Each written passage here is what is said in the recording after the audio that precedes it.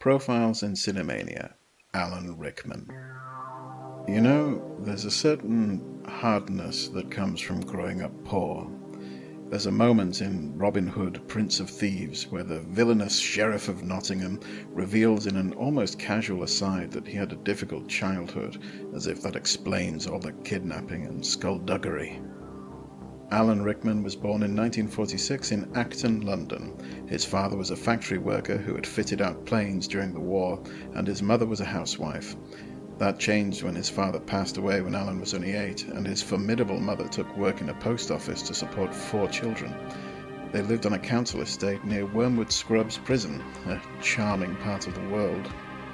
In seminal action thriller Die Hard, the wife of heroic John McClane is facing down a band of armed men who have invaded her office, and is almost disappointed to discover that the evil Hans Gruber is no international terrorist, but merely a simple thief.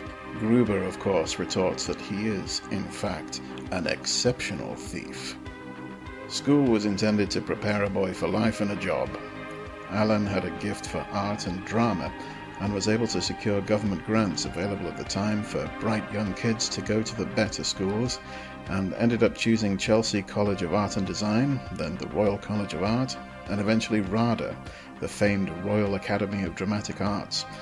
You have to be more than bright to get in there, and some of the most exceptional acting talents of the 20th century learned the craft while treading those boards. Millennials of a certain age will remember exactly how they felt the moment that a tall, imposing figure in midnight black scholar's cloak swept into a classroom at Hogwarts and announced in that voice that there will be no foolish wand-waving or silly incantations in this class. As such, I don't expect many of you to appreciate the subtle science and exact art. Alan Rickman progressed through the stages of a thespian's career with exacting precision. He was a dresser to Nigel Hawthorne and Ralph Richardson. Traditionally, a dresser is more than just the person in charge of an actor's costume. They act as butler, valet, right-hand man, confidant, and confessor, all in the service of getting that most fickle and fragile creature in all the earth, the actor, up and ready with pants done up and cloak on straight.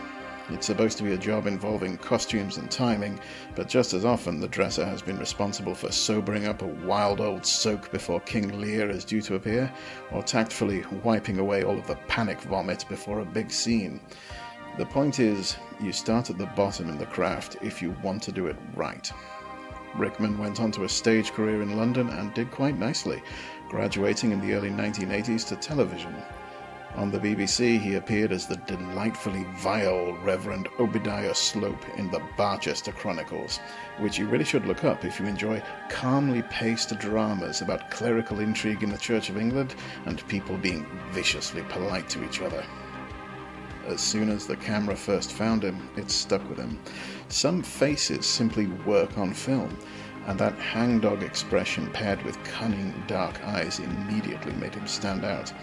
It wasn't long before Hollywood came a-calling when they needed a fresh new villain. Alan showed up for Die Hard, rewrote the entire rulebook on smooth cinematic villainy, and quietly departed back to his beloved stage. The audience will always have their favourites, however, and people wanted more. Robin Hood, Prince of Thieves was absolutely the film to cement Rickman's place on the big screen. He was notoriously picky about his roles, but he was always wanted for more. In religious sacra comedy Dogma, the quietly competent voice of God, Metatron, expresses an infinity of pain and regret to have to deliver bad news on behalf of a seemingly indifferent cosmos. He describes God in these terms: lonely, but funny. Alan Rickman famously disliked being thought of as the villain guy, showing up to threaten people with a posh accent before falling to his death through some contrivance. He always considered himself to be an actor who played interesting people. And it's true, you can't really play a part unless you're interested in the character you're playing, otherwise you're just hitting marks and saying lines.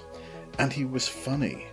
Look up some of the work he did for television. He appeared in comedy specials, bits for charity. He was an absolute hoot. People who knew Alan Rickman, and people who only met him briefly or even for just a moment, would remark on the way he showed a genuine interest in people. He never considered himself above it all, even when he was being lauded as an actor who other actors were in awe of. He was unfailingly polite to anyone he worked with, and minded his manners around the catering staff, which is more than can be said for a lot of Hollywood titans. He was a big proponent of taking people out to dinner and being taken out in return, all the better to spend time around interesting people to talk and be talked to. Go ahead and try and find someone who didn't like Alan Rickman. If you do, you can bet they didn't know him. In the classic cult space comedy Galaxy Quest, the prissy and uptight actor Alexander Dane simply refuses to put on his ridiculous outfit and parade in front of the fans at yet another convention. After all, he considers himself made for better stuff, born to be Hamlet. But then, what turns him around? One simple phrase that can stop any dyed-in-the-wool actor in their tracks.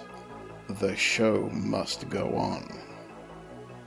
Alan Rickman didn't talk about his illness after he was diagnosed with prostate cancer. People who worked with him had no idea there was anything wrong, and he simply got on with the job of getting on, just like always. When the time came to film the 6th Harry Potter film, he was unsure about taking the job as he needed to undergo surgery. However, he remarked that the argument that wins is this one: see it through, it's your story. However, in 2015 he was diagnosed again, now with pancreatic cancer following a stroke. He kept working, talking about it only to closest friends. After completing a body of work which is the envy of his generation, Alan Rickman passed away in January 2016. The show did go on. Profiles in Cinemania is a product of the Cinemania Society LLC. This episode was written and performed by Andy Slack. Music by Carl Casey at White Bat Audio.